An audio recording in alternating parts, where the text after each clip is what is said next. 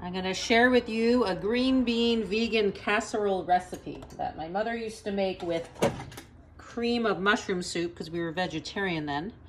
But now that I'm vegan, I'm modifying. You can use organic frozen green beans like this if you're on the go, not a lot of time, or of course fresh is better. And then I put in soy milk. You can get maybe other plant-based milks or almond milk. I used almond milk today.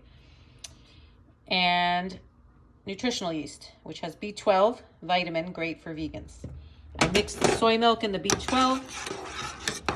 You can also do this for vegan mac and cheese to make the vegan cheese sauce or similar. And then I mix it together and I bake it, and you get a green bean casserole, vegan style. I did it recently modifying the other recipe.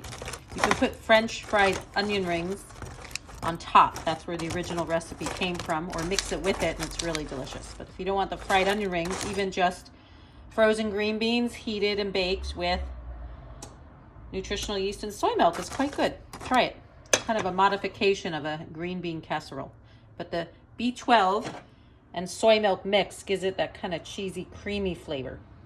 And you can do that again with pasta for a kid's vegan mac and cheese or different things like that.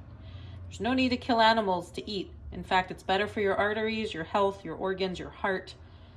And I'm so glad I grew up vegetarian, now vegan, because of the yogis and my parents. So if you start to shift your dishes to exclude the animal products, you'll feel better, you'll have more energy, you'll save animals, and it's better for the earth. And it's not that hard to do. You just got to get a little creative. Have a great day. Namaste.